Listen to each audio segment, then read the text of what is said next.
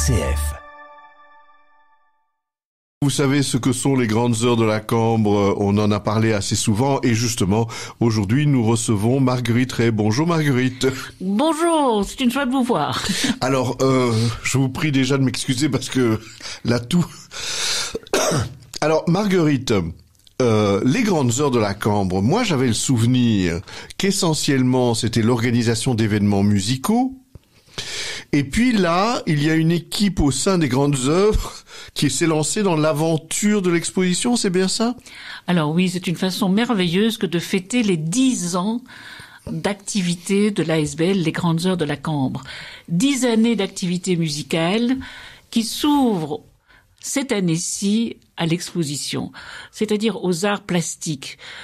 C'est une jeune équipe qui a pris ça en charge et c'est une grande joie que de voir l'étendue et la complémentarité des activités. Cette exposition est consacrée au peintre Malel. Oui, elles ont fait un choix, dans cette équipe, immédiatement, je dirais, pour le grand, parce que Malel, il ne peint pas des choses petites, hein. C'est-à-dire que oui, il peut y avoir des dessins, il peut y avoir des esquisses, il peut y avoir différents types d'expression de son talent. C'est un choix qui a été fait en équipe. En équipe, Malel nous est apparu intéressant comme peintre pour démarrer le principe des expositions, parce que c'est un peintre qui respire la joie. Une joie intime, une joie profonde qui illumine l'ensemble de ses œuvres, qu'il s'agisse de paysages, qu'il s'agisse de thèmes plus religieux. On retrouve cette même joie, admiration, ce chant de grâce devant la beauté de la création. Mais justement, Marguerite, la mission des grandes heures, je dis bien la mission qui vous avait été donnée, c'est pas la mission que vous aviez choisie, c'était d'allier l'expérience artistique avec en même temps une grande spiritualité. Comment alors cette équipe qui se lance dans l'aventure d'une exposition reste dans cette mission? Mais c'est tout à fait, c'est la même mission. C'est-à-dire que les arts plastiques, comme la musique, respirent la beauté, peuvent respirer cette inspiration qui nous vient d'ailleurs. Un artiste a toujours une muse. La muse, on la représente comme au féminin, mais ça peut être l'Esprit Saint, ça peut être la grâce, ça peut être une intuition très personnelle que l'on garde en soi. Une rencontre interpersonnelle, pourquoi pas, Une rencontre interpersonnelle, un choc que l'on a eu dans son existence, une rencontre, mais la transposition de cette rencontre, la transposition de ce choc, elle a résonné en nous. Elle a résonné, et c'est ce qui fait que la création est chaque fois très personnelle. Alors Malel, il est venu avec des œuvres déjà réalisées, ou certaines ont été réalisées pour vous? Non, c'est une rétrospective des œuvres de Malel. C'est une rétrospective. Ce qui est neuf et ce qui est proposé par ailleurs, c'est un arbre de vie composé de verres lumineux, de couleurs, qui doit être positionné, installé devant l'aile psychiatrique, la nouvelle aile psychiatrique de l'Université de Louvain. Donc ça veut dire qu'en fait, votre exposition, elle va déboucher sur cette œuvre qui va être donnée à l'Université de Louvain, et vous allez l'accueillir comment alors, cette œuvre?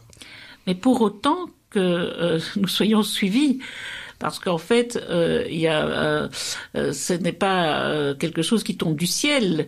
Elle doit être réalisée, créée, et ça représente un certain coût auquel tous les visiteurs et tous ceux qui trouvent l'idée intéressante sont invités à participer. À ce cadeau.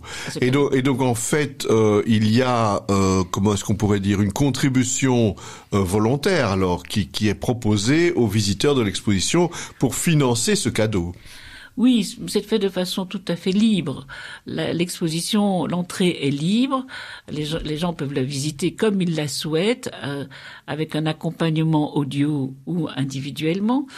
Et on leur propose de participer à cette opération qui est en fait réalisé pour l'environnement des malades et du personnel soignant. C'est supposé leur apporter de la joie aussi, alors j'imagine. Absolument, absolument. Joie, réconfort et une note, je dirais, artistique qui leur permet de sortir de leur quotidien. Mais alors, là encore, c'est un peu nouveau, Marguerite, cette idée que votre mission pour l'art, ce n'est pas juste à l'abbaye de la Cambre, mais ça va être un peu plus loin, parce que bon, l'hôpital de Louvain, c'est quand même un peu plus loin de la Cambre, donc vous innovez à nouveau. C'est-à-dire, oui, l'équipe, dès le début, a pensé, l'équipe qui est en charge de cette exposition, a pensé dès le début que ce serait intéressant d'avoir une continuité. Et je dirais que dans le cadre d'une exposition, c'est plus facilement réalisable dans la mesure où il y a un temps relativement long qui permet de sensibiliser les gens aux cadeaux que l'on souhaite réaliser. Alors aussi, pour marquer le coup, il y a aussi un concert. J'ai appris, enfin, vous m'avez appris pour être exact, que le concert qui va être prévu très bientôt ici au mois de juin est en fait une sorte d'écho de cette exposition. C'est-à-dire que oui, nous avons repris, pour être tout à fait précis, d'abord le principe des petites heures de la Cambre que nous faisions avant le Covid, qui sont des petits concerts en après-midi et qui sont d'entrée libre et qui ont lieu un dimanche par mois.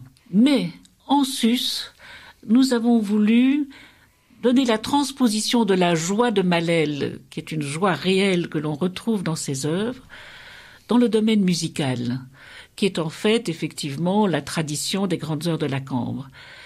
Et avec Anthony Vigneron, nous avons pensé que les œuvres de Francis Poulenc s'adaptaient formidablement à ce projet. Parce que s'il y a un compositeur qui est lumineux dans l'expression de son, comment dirais-je, de l'émotion de son âme, c'est bien Francis Poulenc. Même vers la fin, parce que il a vécu des moments un peu difficiles aussi. Je dirais que ce qui m'a tout à fait surpris, c'est que de voir que ce compositeur qu'on pourrait pas croire au départ très porté sur ce type de sujet et de musique, a vécu une expérience personnelle tout à fait étonnante et qui a été la source du jaillissement de sa création d'œuvres, je dirais, religieuses ou d'art sacré. En fait, en 1936, il a perdu un grand ami, il en a été bouleversé et il s'est rendu en pèlerinage à Rocamadour, où il a reçu ce qu'il appelle le coup de poignard de la grâce devant la Vierge noire de Rocamadour.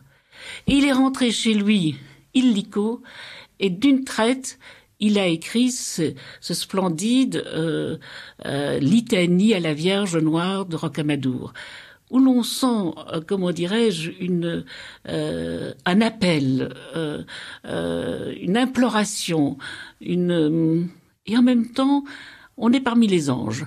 C'est pour voix de femme, cette litanie. Et on la sent tellement sortant d'un jaillissement. Et suite à cela, il a écrit d'autres œuvres, des Magnificat, les petites prières de Saint François, qui sont très charmantes et en même temps marquant aussi cette relation du pécheur avec la demande de la grâce, en fait.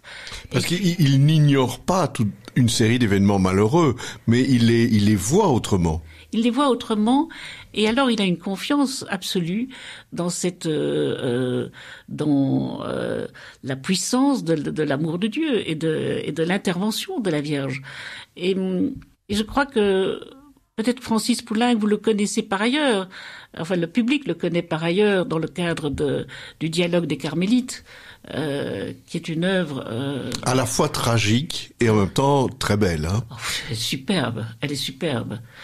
Et ce qui est étonnant, c'est que ce compositeur, il y a plusieurs façons de composer une musique. Il peut y avoir des situations où la composition musicale est tellement belle et tellement riche que le texte qui a été à la source de cette composition, eh bien, il est absorbé par la musique. Chez Poulenc, ce qui est extraordinaire, c'est que sa composition, qui est, je dirais, qui ne cherche pas la sophistication, en fait, donnent la parfaite résonance au texte. Ce qui donne toute l'émotion, par ailleurs, dans le cadre du dialogue des Carmélites, et qu'on retrouve dans les autres compositions qui sont être présentées le 8 juin à la Cambre. Alors c'est le 8 juin, justement, je le souligne Marguerite, ce sera à quelle heure? C'est le 8 juin à 20h à l'abbaye de la Cambre, dans son église. C'est interprété par le chœur Wallonie-Bruxelles et sous la direction d'Anthony Vigneron, avec une soliste, Madame Galbette, un pianiste et une flûtiste. Alors justement, comment vous avez choisi ces œuvres? C'est Anthony Vigneron qui a fait le choix? Alors c'est Anthony Vigneron qui a choisi les œuvres, justement. Nous lui avons laissé la liberté du programme, en connaissant le but de ce programme, la teneur de ce programme. Et nous trouvions très opportun, à l'occasion du 60e anniversaire du décès du compositeur, de présenter une anthologie de ses œuvres religieuses et sacrées. Et je crois que c'est très intéressant dans la mesure où, en plus, ce sont des œuvres qui sont jaillies d'un choc, comme je l'ai dit. Chaque personne a sa propre façon d'aborder les situations, et c'est en fait sous le choc de la grâce qu'il revoit, qu'il relit toute une série de textes ou d'événements, et je crois que cela lui donne une portée qui va au-delà de la composition musicale. Alors on va conclure sur des renseignements. Vous allez me dire si j'ai tort.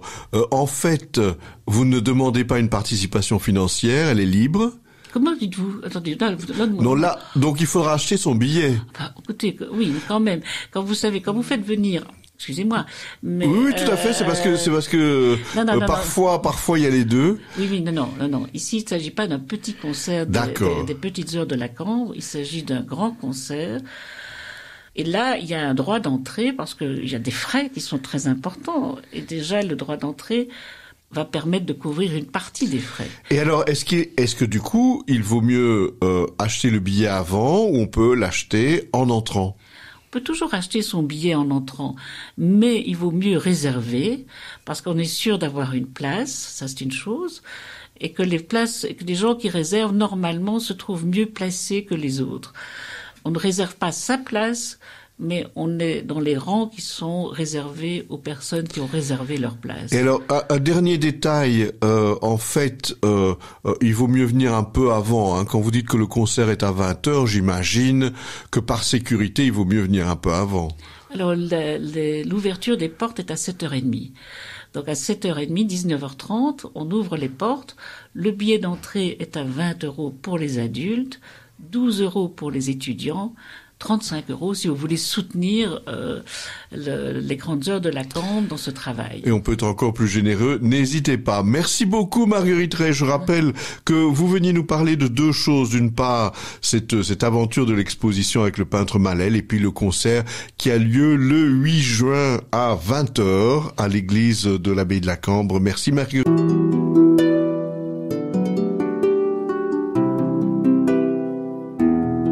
Au fil de la vie, Enzo Bordonaro. RCF est une radio de proximité. Votre radio locale vit grâce à vos dons. Soutenez votre radio. Faites un don en ligne sur rcf.be. Radio Don RCF, la joie de donner.